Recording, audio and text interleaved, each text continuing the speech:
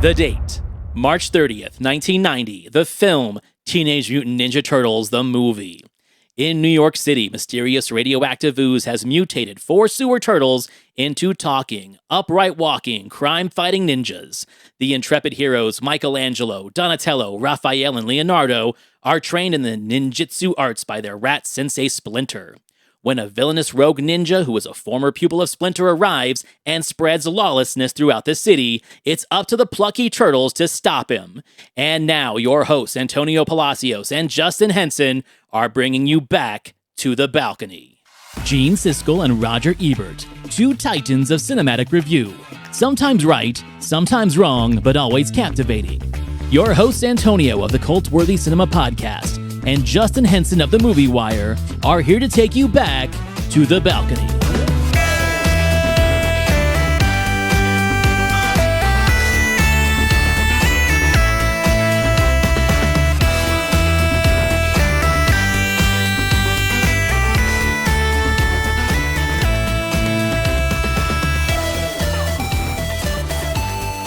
And here we are, episode number 1. I am your host, Antonio Palacios of the Cult-Worthy Cinema Podcast, and with me, my amazing co-host, my partner in crime, Justin Henson of the Movie Wire.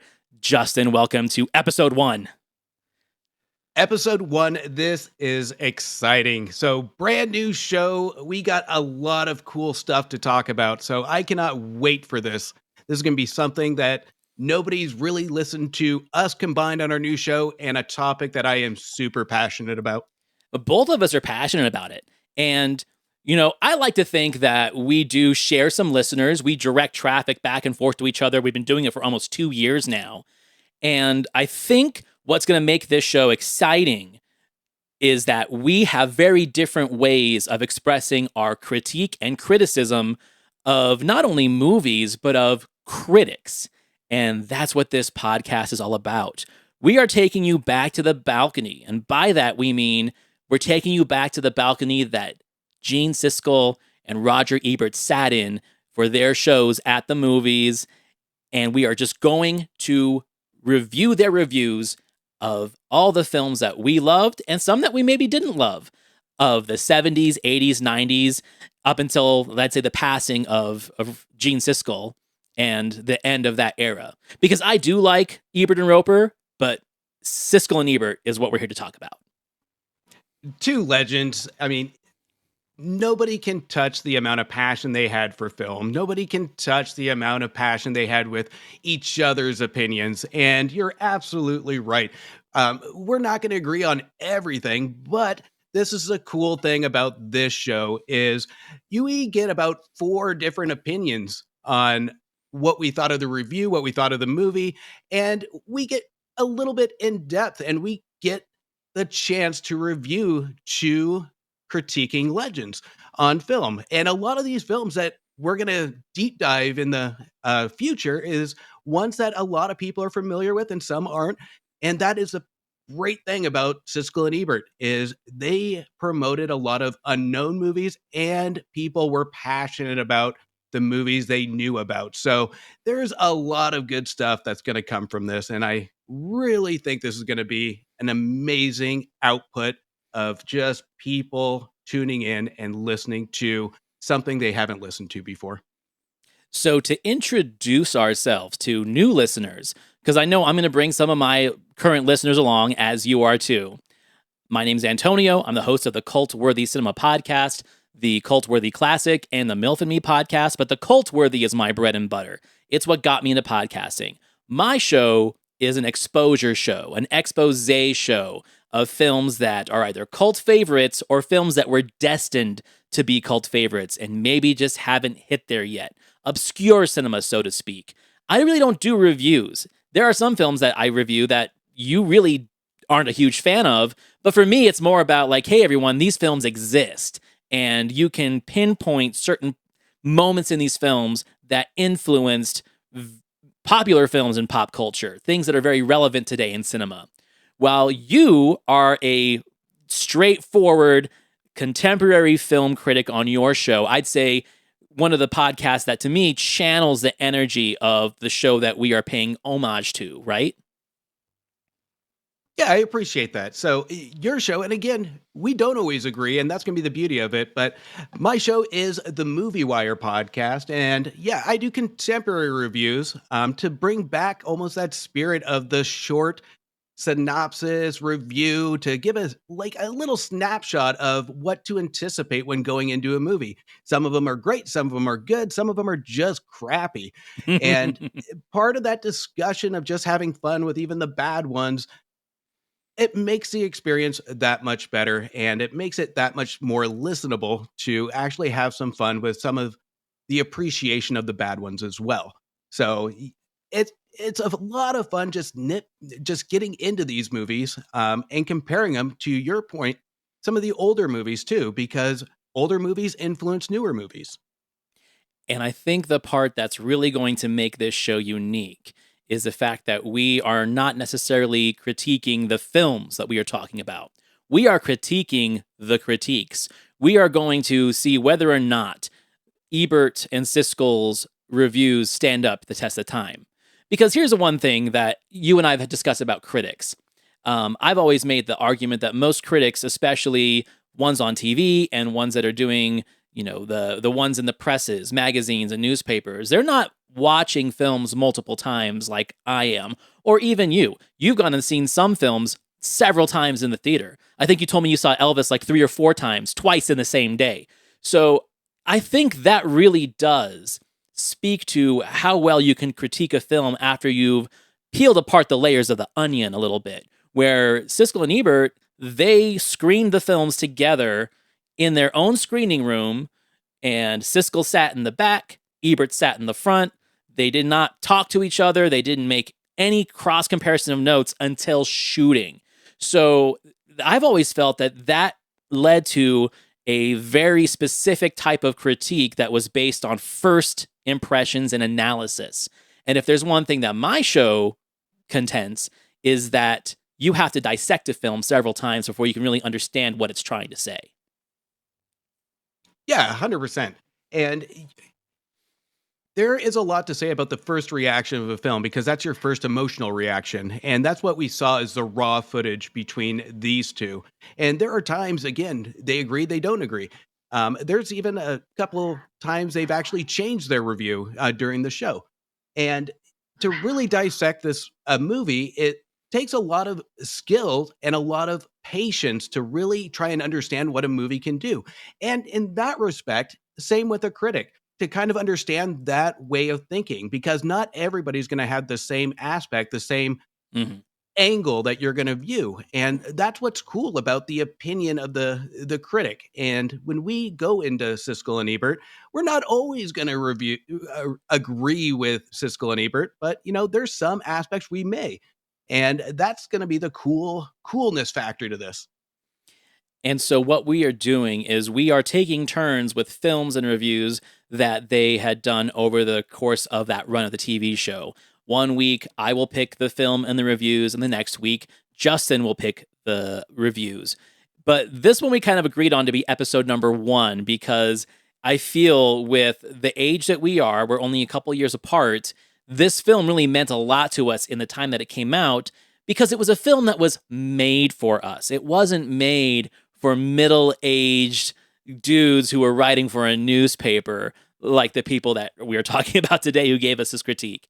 And that film is 1990's Teenage Mutant Ninja Turtles, directed by Steve Barron. I'm assuming you saw this in the theater. Numerous times in the theater. Numerous So times. you couldn't have been a kid in the 80s and not have seen this film, and let alone not in the theater. Right. I saw it on a field trip. We had a reading kind of challenge every week in school, and I was like a top reader in my class. I was actually reading on a 5th or 6th grade level, and I think I was in 3rd grade when this came out. And so the people who could read the most books and put in the most book reports at the end of the week got like a special prize. Sometimes it was a trip to McDonald's with the other good readers. Sometimes it was a trip to the museum or the library. But on this particular week, which was the week after my birthday, 1990, they took us to go see Teenage Mutant Ninja Turtles, like the five of us that were in this group. And that was the first time I saw it, and I did see it maybe 3 or 4 times with my parents. God bless them, because they didn't enjoy it as much as I did after that. Yeah, 100%. This is a film that if you were growing up in the 80s and early 90s, it may as well have been a part of your diet. It was like a food group, right? Because even once it Yeah. came out on video, and you remember it was a family home entertainment, the little FHE logo that would scroll across the Yes. front. Everyone had that videotape, and everyone knew when that little FHE popped up that you were in for a good time. Sleepovers, babysittings, like this was always on. Yeah. And this was a movie, again, coming out after the cartoon. Turtle Mania was huge at this point. And this is the movie that I don't think anybody expected what it was going to be walking into it.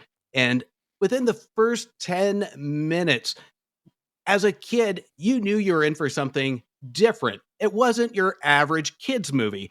This one had kids and parents guessing on what in the hell we actually walked into. Within the first 10 minutes, you have Raphael saying a swear word with the Turtles logo up. So Yeah. this was almost a taboo kind of movie for kids, their first introduction almost to their first mild adult movie. So there you have the turtle element and you have this dark and gritty Ninja Turtles movie that contrasts the cartoon, which it was all the elements that just combined into uh, just an experience for kids. I mean, so I like to put it this way. This wasn't the very first toy license that came out as a live action movie. We did have G.I. Joe, the movie, and Transformers, and My Little Pony, and Care Bears. We had all those animated films. But I think the film that I got to see in the theater several times, which I still have like a guilty pleasure love for, that was a real live action property, was Masters of the Universe. And that was like 87, I think. But that did not fare well financially or critically because it was late. The heyday of Masters of the Universe was like 83, 84. By the time 87 rolls around, kids are done with Masters of the Universe. So that was oops on canon. Well, there was lots of oopses on canon, but they were just too late. This was right at the exact time it needed to happen. We had just had Batman 89 the year before. So the world was becoming ready for a darker, more adult, gritty, thematic character like this. They took the silly Batman from the 1960s with Adam West, or the way he was portrayed in comics, and really went into the graphic novels of the 80s by Frank Miller and made it dark and moody and mysterious. And with this one, I gotta say, I think that the creative team, Jim Henson, behind the puppetry and the costumes and the suits, and Steve Barron and the screenwriters, they found a perfect medium where they could bring that grittiness and rawness and dirtiness that Batman brought, but still bring enough of the marketability of the cartoon and toy line and kind of find a perfect mesh. What do you think? Yeah, absolutely. And prior to that, I mean, this movie was slated to actually come out before the cartoon. And we look at Masters of the Universe 87, Howard the Duck. A lot of elements just kind of stopped this movie from being produced. And thank God for that, because we could have gotten a completely different movie if that would have happened. And we wouldn't have gotten the love of the cartoon that we've gotten. The cartoon set the expectation. And it didn't disappoint when this movie came out with that different output, that different vision. It prepared the characters for something to be on the big screen. It's like what I've said before is when you take a IP and put it to the big screen, you have to add something different. And these filmmakers did that. And they did that with such a tiny budget. They did so with such obstacles in their way. And it was the pitch perfect crescendo to a lot of kids' imaginations. And there's adults that loved it too. There Yeah. was something for everybody, and bringing in certain character actors into the film, but also just really kind of not glamorizing the film and the actors in it, I think is what made it even more special. April O'Neil in the cartoon was like every little boy's crush and dream. Like if you were my age, it was The Little Mermaid and April O'Neil. To this day, I feel that's why I have a thing for redheads, is because of those two, right? Roger Rabbit. You forgot Roger Rabbit. Oh, Roger Rabbit, Jessica Rabbit, got to put that in there Yep. too. But in this film, they made everyone look like real New Yorkers. I think the authenticity of how they cast their characters is one of the things that made critics really critical about it, because they were like, well, what are you doing? Like, this is a kid's movie. Why are you making it so adult? Why are you trying to make it appeal to older audiences by making these people look real, and they're sweaty and they're grimy, and New York is grimy? It's disgusting. Where I think people like Siskel and Ebert and a lot of the other critics of the day were expecting, Art Deco buildings and crystal clear skylines. And instead, we did get something more in line with, let's say, an 80s slasher movie when it comes to the aesthetic. I love that description of the 80s slasher movie because that exactly goes through my head when I look at the cinematography of it all and the setting. It reminds me of almost like Takes Manhattan almost. Yes, yes. But yeah, and it's interesting to me that they didn't go the safe route and made this an animated movie, which they could have easily done because that would have been the safe thing. The cartoon already planted the seed for the movie. But there's a level of respect that I have for making this in the early 90s, late 80s, when it started production, is to make this and take the risk of make this gritty. And because of that, no studio wanted to touch it. But at the same time, if we would have gotten something different, it wouldn't have been as memorable as what we got, mainly because of the visuals, mainly because of Hmm. the cast. And some of the cast didn't even take off drastically after this movie, but those roles are iconic and they're memorable. And it's one of those that will stay with youth. And like you said, even adults, there is something for everybody in this movie. Um, the action, the violence is never overdone, but the action element is still there to entertain. And you have a lot of fun dialogue that they don't skimp on. They keep that tradition of the characters alive, but just change the output of the settings. Well, how about this? You said that no studios would touch it. Yeah, no studios would touch it. So they did go with independent financing, mostly from China. It was Chinese production companies that did it. And I think it's very interesting because that's the same thing that they did with John Wick. Most of John Wick's original movies, like 1 and 2, were all produced by China and foreign markets and then sold to a studio. This is what happened with Teenage Mutant Ninja Turtles. And because it was done independently, because it was done with such a minuscule budget, 13.5 is what this thing cost.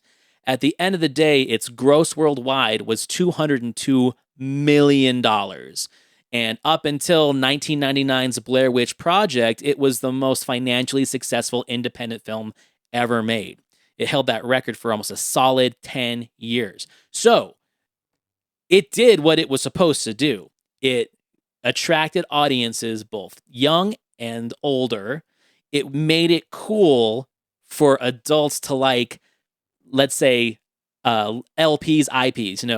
It was okay to like a cartoon. It was okay to like a license because this wasn't made just for kids. It wasn't something that you were dragging them along to because you had to go see the newest animated toy movie just so they could buy a toy.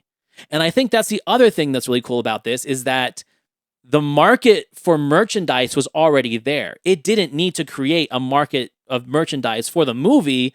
It was already there. If anything, the movie is merchandise for the property. Yeah, 100%. And, you know, at some points they did try and shove some figures to the market and stuff like that, but you didn't see a lot of push. I didn't see a lot of fast food integration. I didn't see a lot Right. of outside marketing for it. And there is a Domino's placement in it that I'm sure we'll talk about later in the show, but there isn't a lot of that. And what I really like about just saying the phrase that this was one of the biggest independent movies uh, ever made at that time. Still It's is if almost you think about it. yeah, really.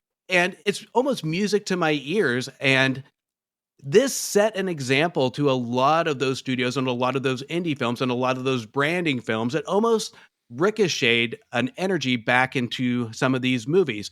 When we see like Masters of the Universe or Howard the Duck or what it may be, um, a lot of those scared some studios, and this one almost revitalized that life into a lot of these movies.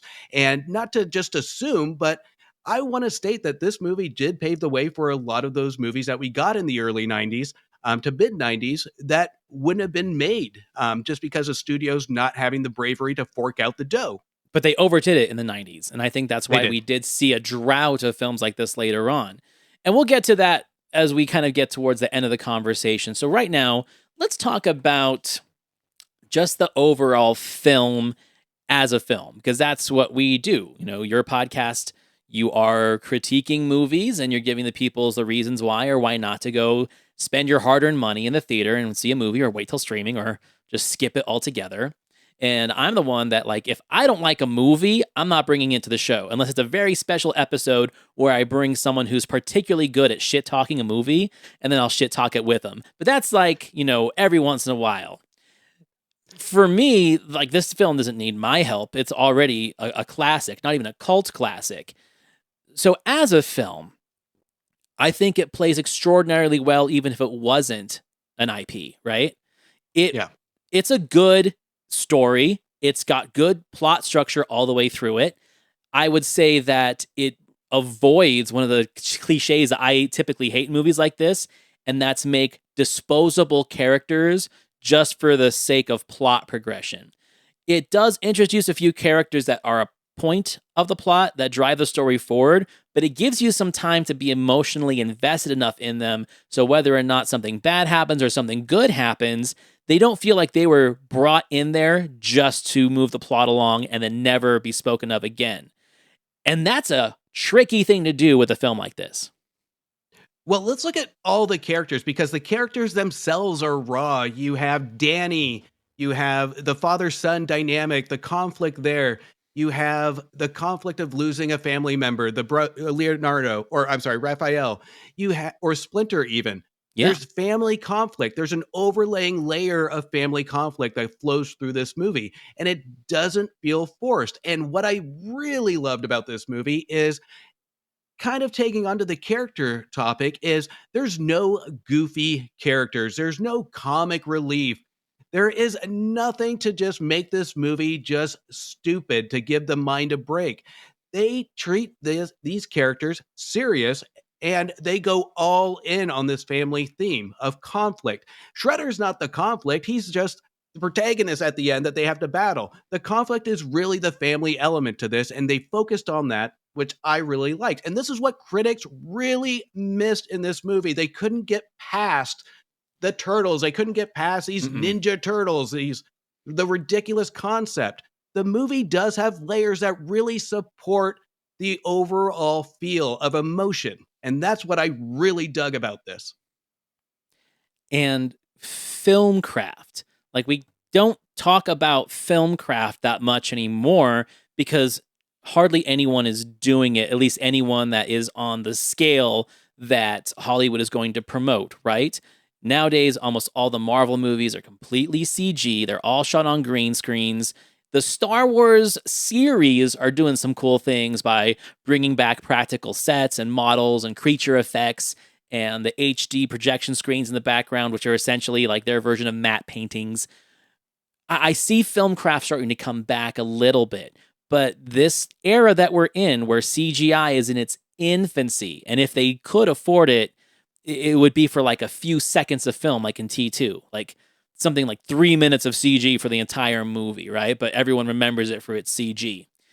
We're talking about Jim Henson's Creature Shop making these animatronic face masks to go over these suits that have flesh and blood martial artists and performers and acrobats in. And we are seeing people that most people wouldn't understand their names.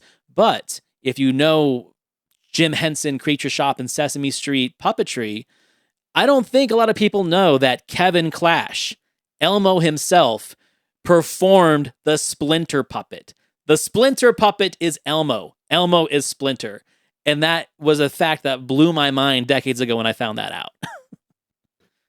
Yeah, I mean, the puppetry in this, you'll have mixed opinions on whether it's outdated or not. I don't think it's outdated, and especially at the time, it was top of the line. I mean, this looked great then, and in my personal opinion, I think it still looks great It does. to an extent.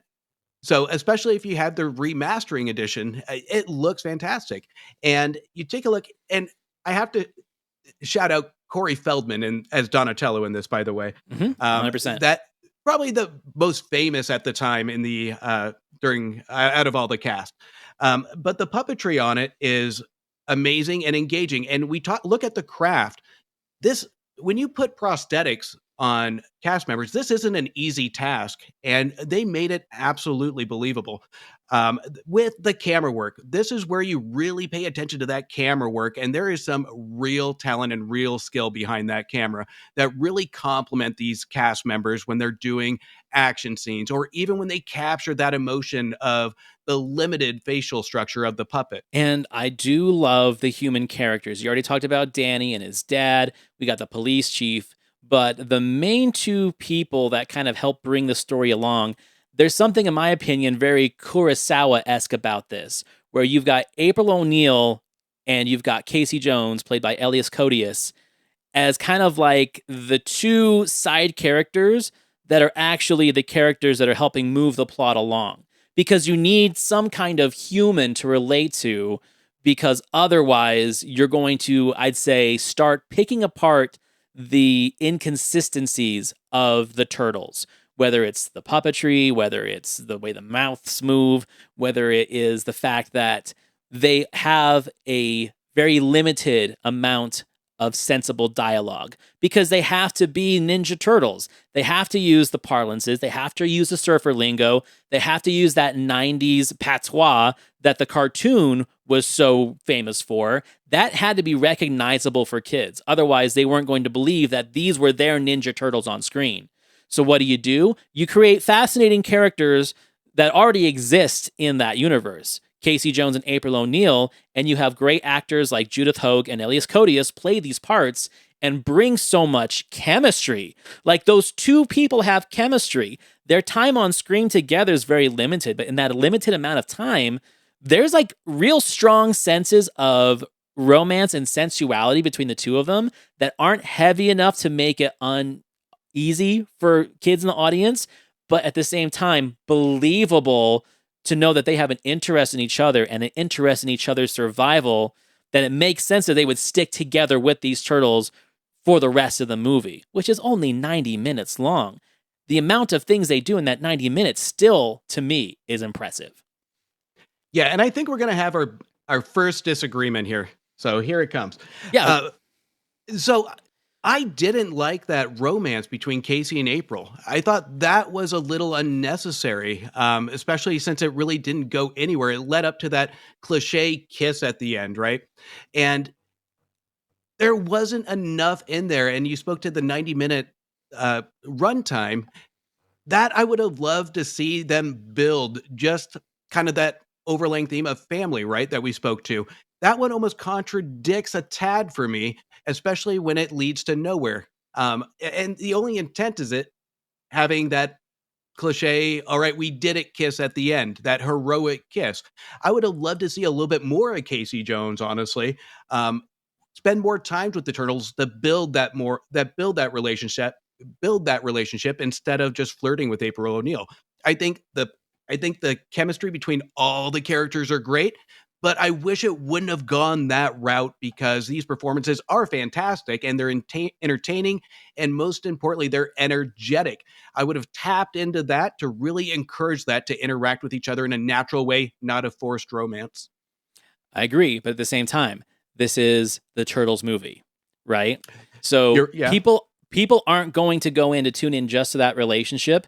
And we've talked about this on my show and other shows that we've both been on before, where the story that is deeper than what we see is oftentimes the most interesting, right? And I think that we see a character arc in Casey Jones. He represents that loner. He represents mental illness. He represents a type of masculinity that most people are afraid of. And this is our chance to see him turn from that I'm only going to take care of myself guy, right? I would never fall for some dame, right? We see that change. So even though it might be fleeting and it only leads up to that little, like you said, stereotypical we did it kiss at the end, we do see a full character arc there that I think is impressive because it's not his movie, but he gets his moment in the movie. And we can talk about this point now where this film did not get the sequels it deserved because it was too popular. It made too much money. And so now they actually had to listen to critics. They had to listen to parent groups. They had to listen to people who were doing surveys about what they think the turtle should be. And we got very sanitized versions in the sequels. I mean, in the next two movies, Leonardo couldn't even use his swords because it represented too much violence. So I think we are probably robbed of a deeper romantic connection and story between April and Casey because Casey's not even in the second movie.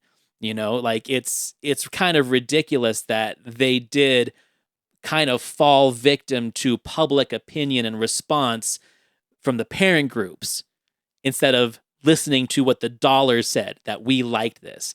But sadly, they went after more dollars and catered to the voices that honestly us kids at the time didn't care about.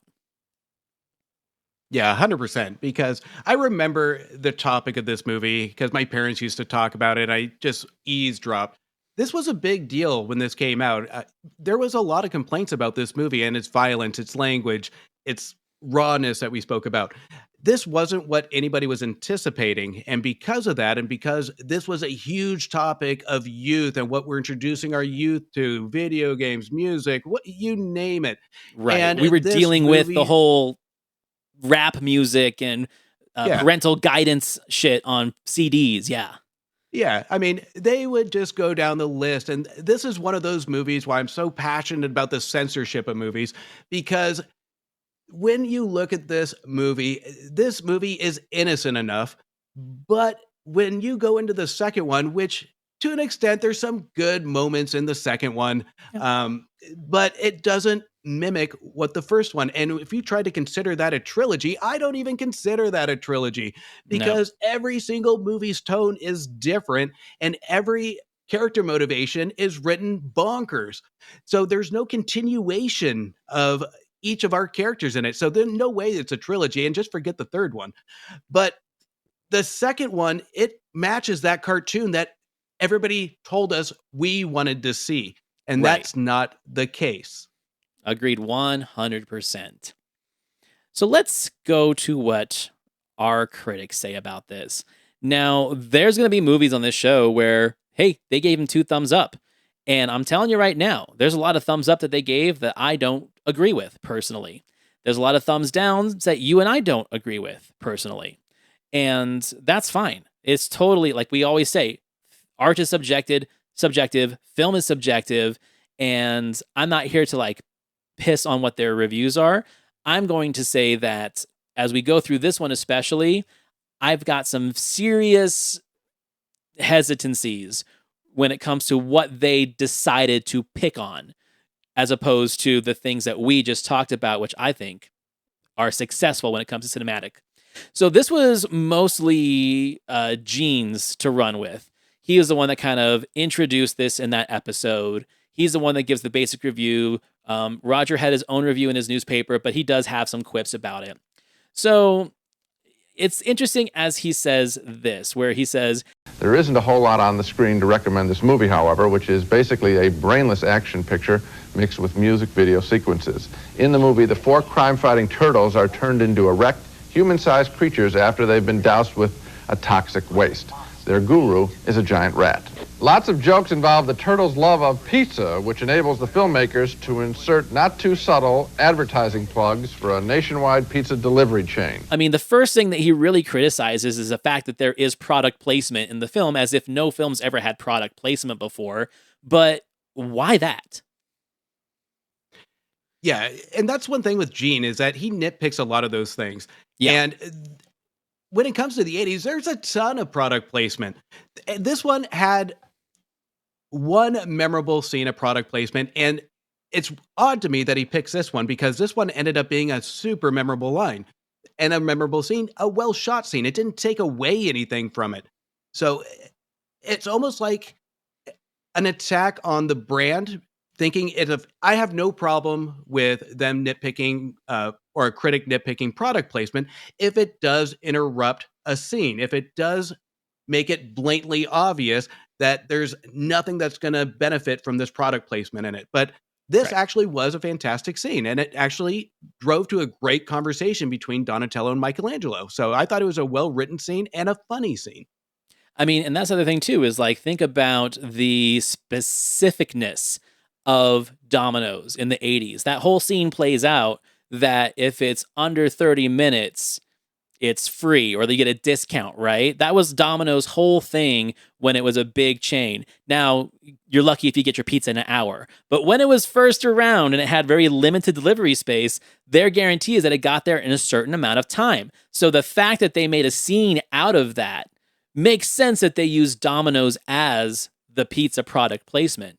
Because the funny thing to me is that in the cartoon, there really wasn't a specific pizza that they liked. It was just pizza. But in the video games, it was Pizza Hut. Pizza Hut had the marketing for the video games. And in the movie, it's Domino's. So, again, like I said, that's an interesting one to nitpick.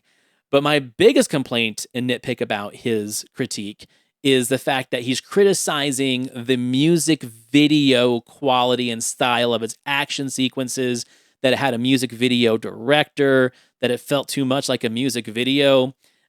I mean, there are so many filmmakers that cut their teeth in music videos that make their films exactly how their music videos were stylized and energized. And they didn't seem to have an issue with that in a lot of those directors' works. So again, this is a nitpicky thing that, in my opinion, was just like this was a stinger moment. This was something that he wanted people to either read or see and be like, yeah, music videos, MTV, all that kind of stuff, working its way into our movies. It's kind of propaganda. 100%, absolutely. Because if we look at this movie, especially when they're out on the barn, there is 100 different amazing shots that it's not hyperactive, it's not hard cut, hard cut, hard cut. They have rap music in it, and that's what he's going to relate it to. Is and I think he's zeroing in on that one scene where we have the underground, almost Pleasure Island, Pinocchio feel, where all the kids come and they're can't do no wrong. They're playing video games. They're not going to school. And there's a big, thick rap soundtrack to this scene. And you look at that, and it's almost like a distaste for adults at that time and era where it promotes a lot of this rebellion Yeah. in the current 90s. And Gene has, if you we boil it down, a lot of his reviews, he has a real problem with the ongoing theme of this rebellion or this rap music. And it is, like you said, brilliantly said, it is propaganda to an extent because he doesn't give the review and he doesn't answer the question of why it doesn't work. But at the same time, I often respect them when they do stuff like this because it kind of showed that they were not in anyone's pocket, right? Like Yeah. you couldn't say this was like a payola thing of where studios were, giving critics money or certain kinds of under the table deals to give them a good review. Because let's realize that this is a time where we didn't have audience aggregators, we didn't have scores, we didn't have Amazon reviews. Siskel and Ebert, Vincent Canby, Gene Shalit, Leonard Maltin, these guys could make or break a film's box office with 500 words.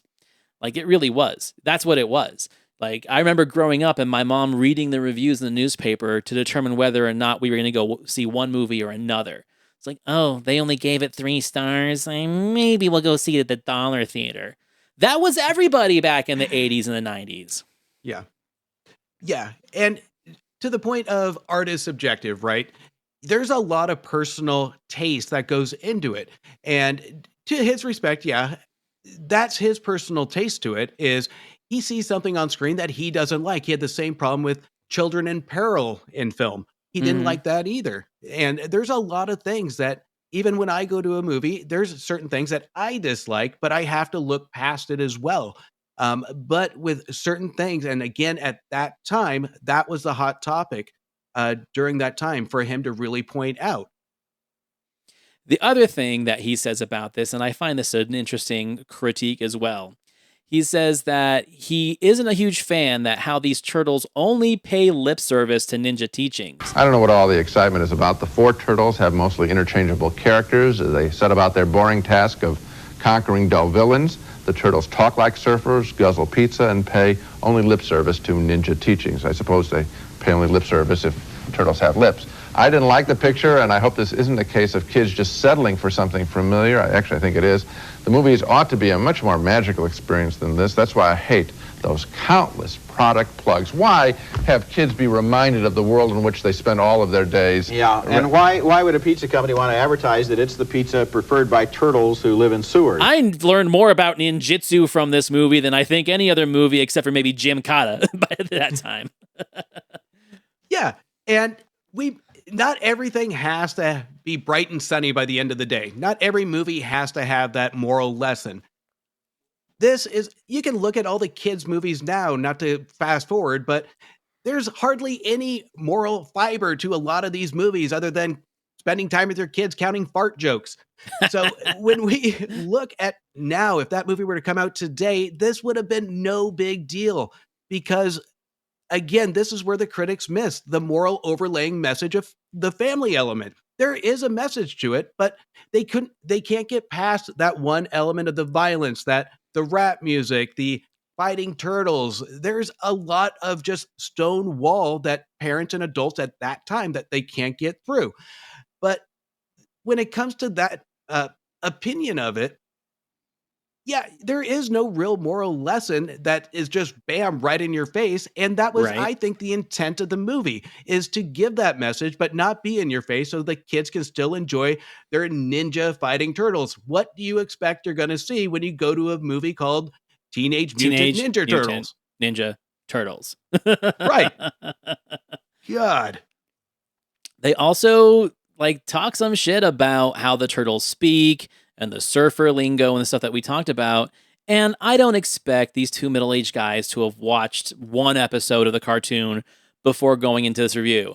But Ebert had a very interesting take too on this about the video game. Do you want to cover this part? Yeah, and this is where I had to read the review over and over again, and I watched the review over and over again. This man, my man, Roger Ebert, was obsessed with the Ninja Turtles video game. And because of this, in his review, he almost skips over where the turtles came from. He skips over the TV show, he skips over the comic, et cetera, et cetera. What you have here is marketing carried to the ultimate degree. Now, I think so. You mentioned the Saturday morning TV show. You didn't mention the Nintendo game, which is one of see, the I don't- top-selling Nintendo games in the country, and I played it for our Christmas gift guide last December until it drove me crazy. These little turtles running around and doing their flip-flops. And actually, the visuals in this movie look a lot like not only the TV show, but also like the video game. And so kids have already been brainwashed to the point where they've got to see this movie. That's why it opened so strongly. They had to be taken to see this movie. And I guess they liked it. I don't know. Maybe they're not that critical when they're 5 years old. But you're right.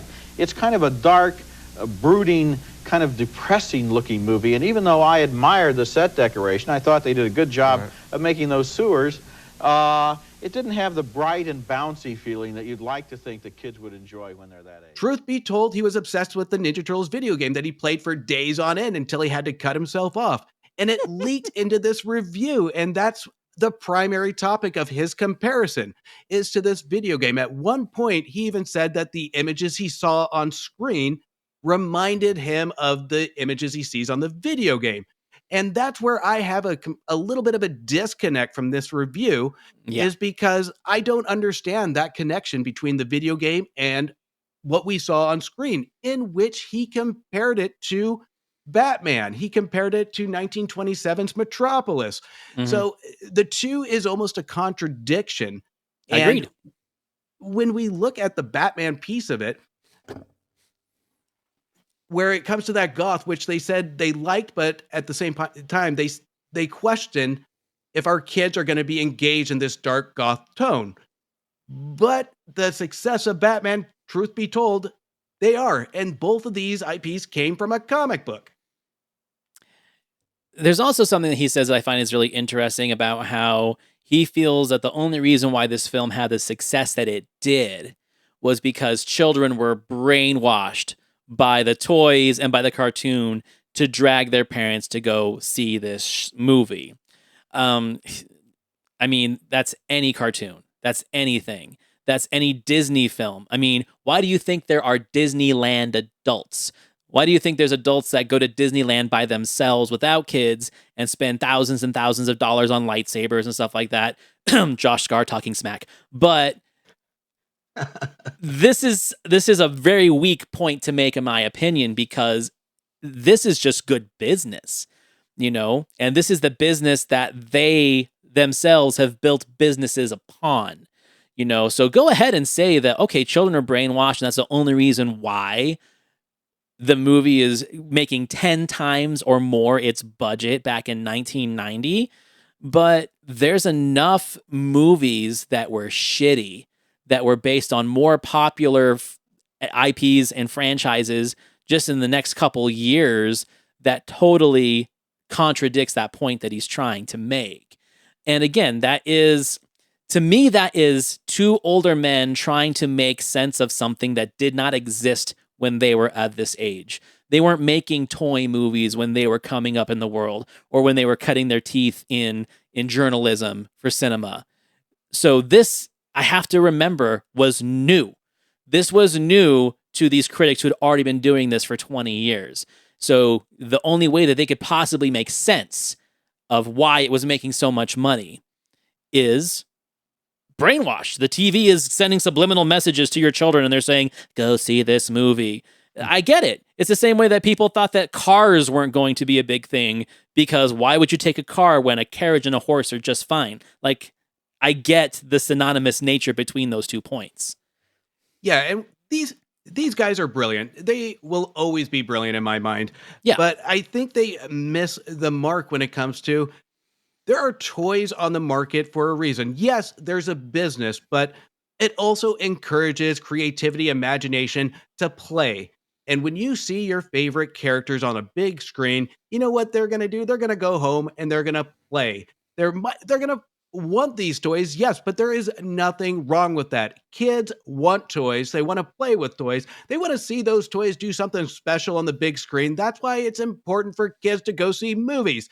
And these two can't talk about a lot of these branding, these IPs come to the big screen because they both gave positive reviews to Superman. You think Superman sold more comic books after the movie came out? Absolutely. More action figures? Absolutely. So their contradiction, to place blame on something that they don't understand, it's a mute point, because they're again missing the overlaying theme. And to Roger Ebert's point in his video review, is he didn't research a lot of the production prior to his review, which is odd to me, because I think he did. Because it's very odd that with bringing up the production, as we talk about, when he brings it up in his review, which it's not a necessary point to make. Because if I was a journalist, this is where I would have deep dived into these characters to truly understand, instead of repeating to the public, I don't get it. You're right. I agree 100%. So let's look at the films that they had to watch and review in this exact same episode in March of 1990. So the films that were in this episode were I Love You to Death, which is a great romantic comedy, but kind of underrated. Kevin Kline, Tracy Ullman had a great performance. Crybaby, John Waters, Johnny Depp, 1990. Okay, cult classic, maybe not as relevant back then as it is now. The Cook, the Thief, His Wife, and Her Lover. Serious adult drama, NC-17, kind of hot, kind of heavy. And then Henry, Portrait of a Serial Killer, which again, now it's a cult classic, super meta when it comes to the idea of getting your killings recognized by the media, becoming more of an idea, an iconic figure in media, and that's why you're doing your killings. Those are some really heavy hitting films to try and put up against Teenage Mutant Ninja Turtles. It feels like it doesn't even belong in that list. So I get it. If these are the films that they had watched in the couple weeks prior to this episode and them busting out their 500 words in their respective newspapers, I can see how there might be a little bit of confirmation bias of Ninja Turtles, the kid movie, the licensed movie, the toy movie, as opposed to these films, which are, in my opinion, 3 of the 4 are modern day classics. Yeah, and I can totally get that aspect of it, because even when I talk to you about it, there are some movies I do have to see over again. If I'm having a stellar week and I just am super grumpy on a movie and I have to think about it and give it another shot, because by comparison, when you're seeing movies back to back, it's hard to separate the two. And Yeah. by human nature and just your psyche, you are automatically going to compare to the previous thing you saw or the previous things you saw. And that lineup I'm glad you brought that up, because that is a unique lineup. And that is a hard movie to go against a lot of this show. So that show is one of the more interesting ones, because you throw in a Ninja Turtles mix into that, and you're trying to climb uphill. And that one, Mm-hmm. I think, did get a little fair, almost like they skated by it with an assumption. Because even Ebert's review, he wasn't skipping into the theater wanting to see this movie. He says it right Right. there in his review. So, and I do appreciate that honesty, of saying that he wasn't looking forward to it. And when you put movies like that against it, you're pretty much set up for failure. And that could be a big piece of how hard it is to criticize all the movies fairly. You nailed it right on the head, because like we were talking about, the gut reactions of an initial viewing of a movie.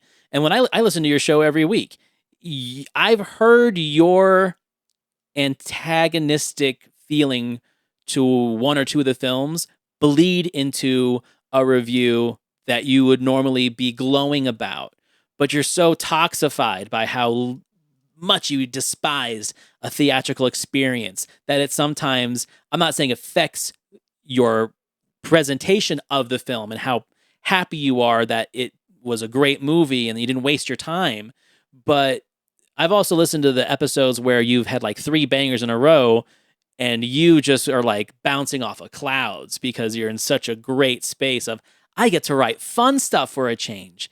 This is one of the things that I have gone back and I've looked at some of his reviews, because when he does these reviews and his paper reviews, like I said, they're gut instinct, instant reactionary feelings towards these films.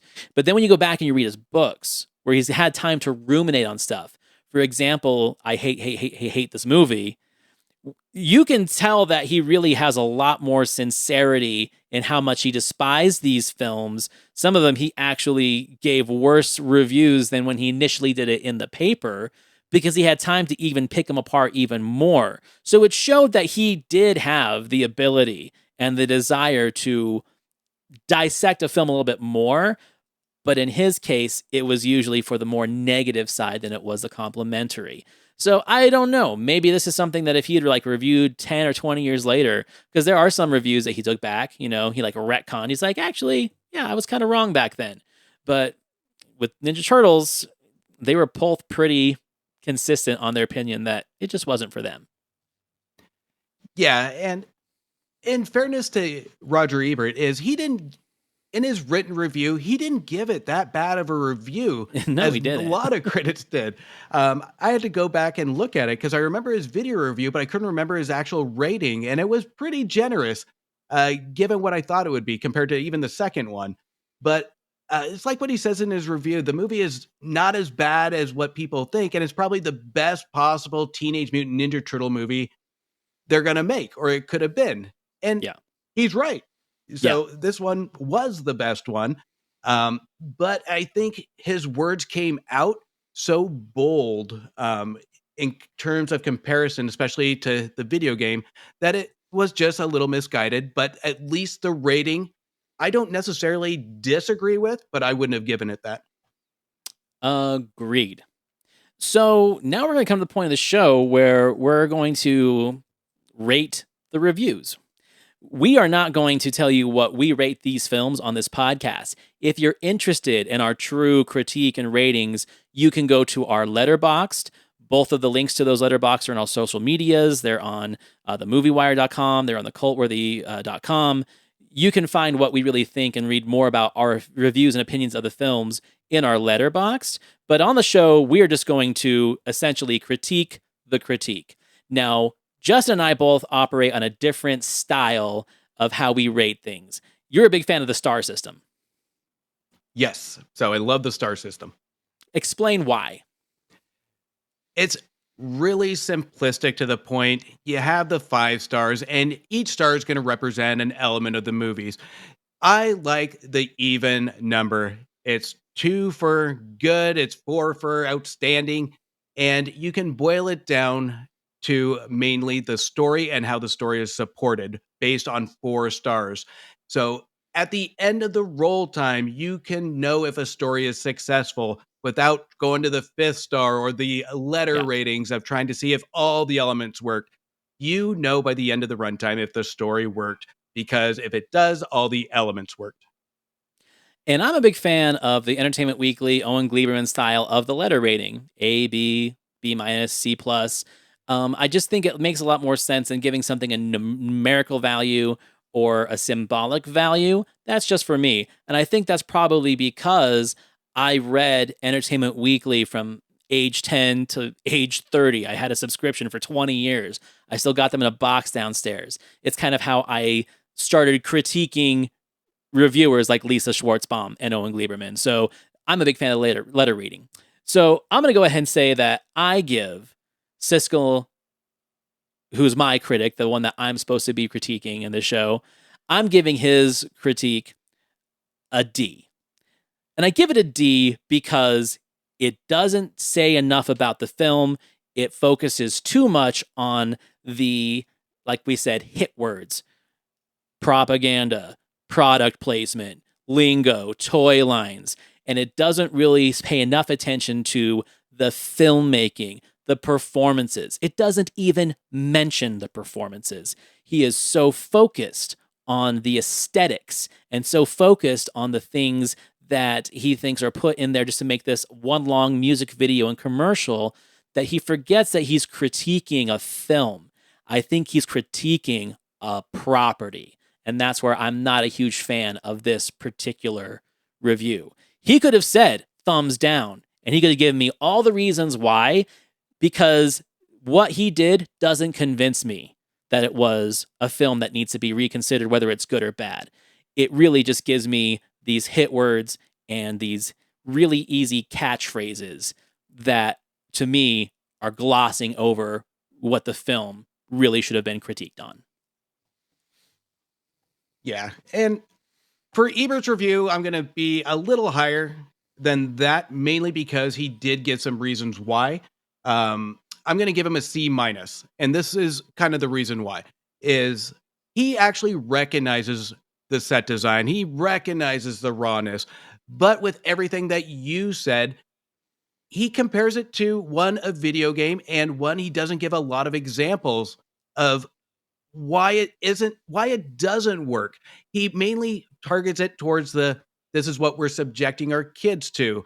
The kids, are we taking our kids to this dark, gritty tone? It's almost reading like a complaint of today's generation and the movies we're subjecting our kids to, not the actual movie in itself, of what worked, what didn't.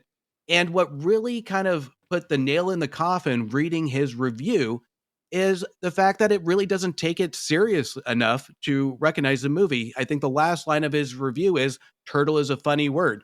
And I think that is the most entertaining piece of his review. And this one is that little sly humor. And that humor is exactly what the movie actually includes, but he doesn't even recognize that either. I get it. I agree with you on that one. And I feel, this is my personal opinion, that Ebert did his homework a little bit more than Gene did. I would agree with that. I mean, at least he played the video game. I can't At least he imagine played the Gene video playing game. the video game. Absolutely. Man, this was a fantastic conversation. What a great way to just roll out episode 1 with this film and, kind of starting at as pretty much of a negative review that either of these guys could give a film, because we can just work our way up from there. And I think with each episode we're going to understand these guys a lot more than we think we have in all the decades that we've been reading their stuff. Yeah, it's like unboxing a new treasure and just revisiting some old friends. And there's a lot to learn from these two guys that I would recommend not just listening to our show, but taking a listen to their show, watch their show, and read their reviews. But I think what we're going to bring to the table is actually going to be something fantastic to give snippets of how great these reviewers are and how strong opinions matter in film. Absolutely. So that is episode 1, everybody. Teenage Mutant Ninja Turtles. Our film next week is going to be my first pick of this new podcast. We're going to be doing Invasion of the Body Snatchers, directed by Philip Kaufman. I'm not even going to tell you my opinion of the film. You're going to have to wait till next week. But if you haven't seen that movie, go find it. Go buy the Shout Factory Blu-ray. You'll see it online. It's very watchable. I think it's even on Tubi right now. So you are ready and prepped for that episode. Once again, I'm Antonio Palacios, host of the Cult-Worthy Cinema Podcast, here with my co-host, Justin Henson of the Movie Wire Podcast. You can find our links on both our websites. I'm on thecultworthy.com. Justin's on themoviewire.com. Justin, it was a pleasure. I can't wait to do this again. I will see you next week. See you next week.